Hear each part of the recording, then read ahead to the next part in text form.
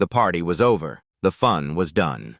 That was the familiar refrain for the U.S. auto industry in the early 70s, as several socially and federally driven changes meant high compression and hood scoops were out, and compact cars and catalytic converters were in. A few holdouts notwithstanding, the muscle car was dead as 0-60 times gave way to miles per gallon.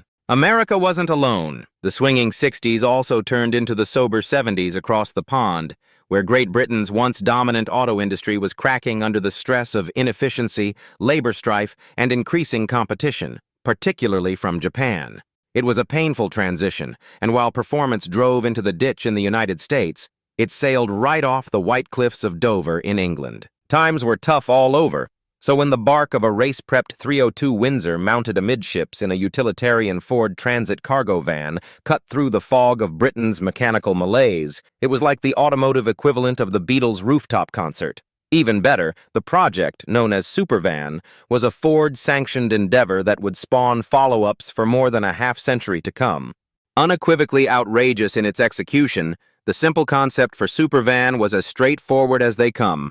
Drop jaws to draw attention to a product. With a few quid from the commercial truck division's marketing budget and additional direction from motorsports honcho Stuart Turner, Ford turned to longtime British racer Terry Drury to make it happen. He'd been a development engineer on the original GT40 program and was running his own racing shop when Ford called. Drury and his team reportedly built Supervan in about 4 months, channeling the Transit body over a widened Cooper Monaco racing chassis and using the same powertrain as a small block GT40. Drury's involvement with the GT40 program and the car's running gear spawned the myth that the body had been dropped onto a genuine GT40 chassis. That was likely the original intent, but it didn't fit. So the Cooper Monaco space frame was used. As for that powertrain, it was reportedly from a fire-damaged GT40 and included its 302 Windsor matched with a ZF 5-speed transaxle. Breathing through a quartet of Weber downdraft carburetors and feeding a pair of Gurney Westlake prepped cylinder heads, the engine was reportedly good for 435 horsepower. It also exhaled through those distinctive upswept GT40 headers that optimized scavenging and contributed to a hellacious roar that scared the prancing horses right off the Ferraris at Le Mans.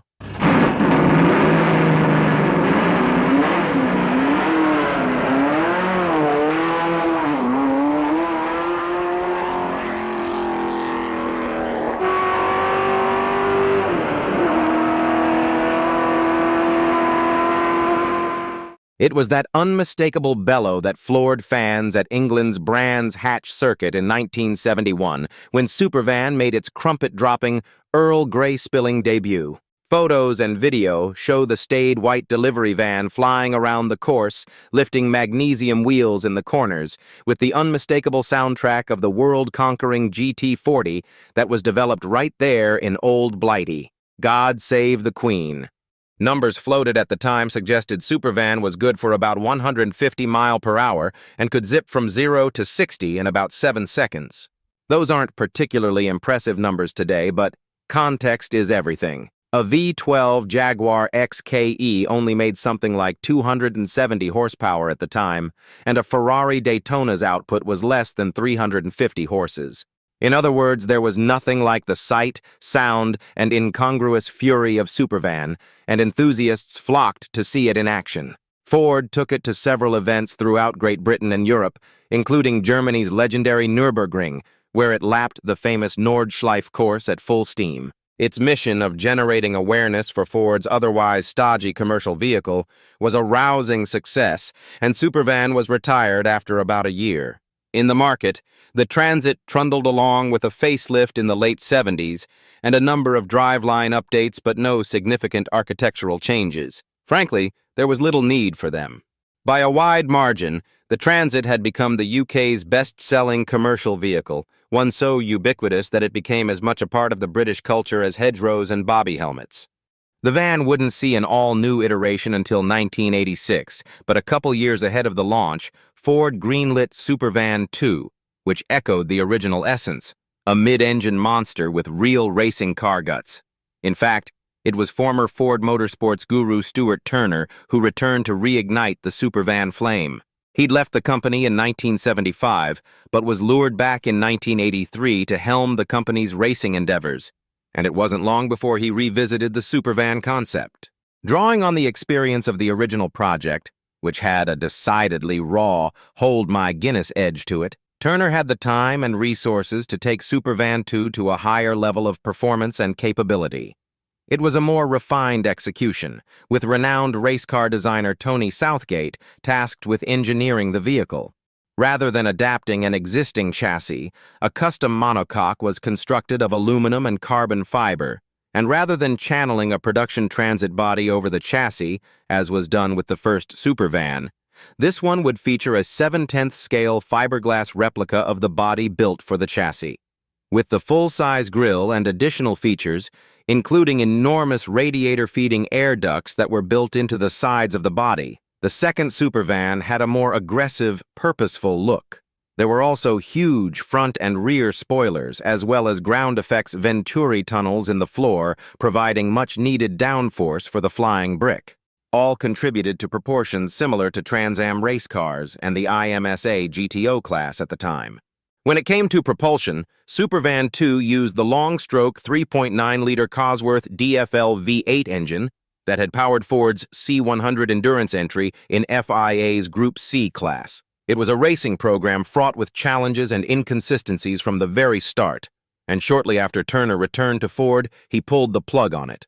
The Cosworth engine, however, was a proven element, based on the earlier DFV F1 racing engine, with high revving roots that dated back to the late 60s. Its DOHC design enabled nearly 9,000 RPM, which helped the naturally aspirated power plant produce nearly 600 horsepower. Supervan 2 proved much more than an engineering showpiece, and Ford quickly demonstrated its capability on road courses in Britain and Europe, with a 1984 debut at Donington Park. Its chassis and suspension were much more dialed in than the original Supervan, and thanks to the comprehensive aero aids, it carved corners like a GTP race car. It later hit 176 miles per hour at England's Silverstone circuit. Like its predecessor, Supervan 2 served its purpose as promotional tool, and likewise, it was retired after a little more than a year's work. It ended up on display in the British Commercial Vehicle Museum for nearly a decade before Ford plucked the mothballs from it to rekindle the Supervan program once again. Supervan 3 would be used to promote a facelift for the 1994 Transit. Rather than build an all-new vehicle, Ford replaced the Supervan 2's body with a fiberglass facsimile of the new Transit skin. The Cosworth DFL engine was also removed and replaced with another Cosworth-developed F1 power plant, a 650 horsepower version of the 3.5-liter HB DOHC V8, which had a narrow 75-degree V angle and could scream all the way to 13,000 RPM. It sounded amazing in the van.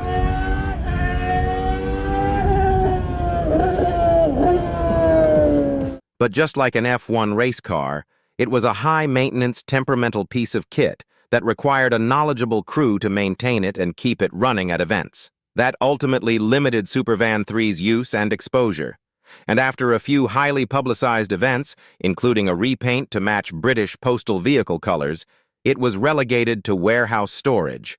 Its exotic F1 engine was also removed. In 2005, for the Transit's 40th anniversary, Ford repainted Supervan 3 in the earlier blue and white motorsports graphics scheme and installed a 3.0-liter supercharged V6 engine. It went on tour for the year before once again being pushed into retirement in Ford of Britain's stunning heritage collection.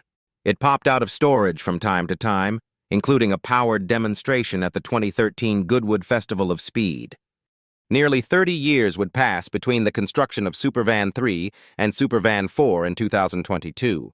For the fourth edition, Ford would swap internal combustion for electricity to promote the electric E-Transit battery electric commercial vehicle.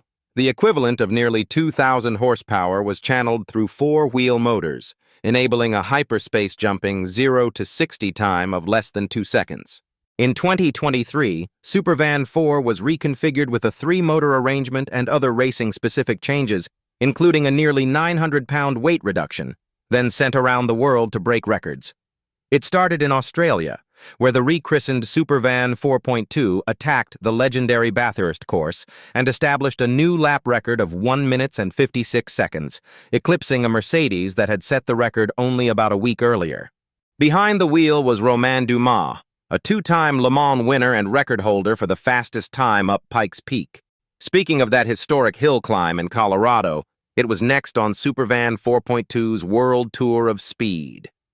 Ford hoped to make a statement on the mountain, aiming to beat the open-class standing record of 9 minutes and 24 seconds. They obliterated it, as Dumas and the battery-driven van lit up the 12.4-mile, 156-turn mountain course with a blistering time of 8 minutes and 47 seconds, a pace only 7.6 seconds shy of the race's overall winning time. Statement made. The Transit is celebrating its 60th anniversary in 2025, and although it doesn't appear that a Supervan 5 will emerge from the hedgerows anytime soon, the legacy of Britain's bawdy and brilliant blue oval cargo haulers, from the first raw wheel-lifting hooligan to the technically advanced, record-setting electric version, remains secure.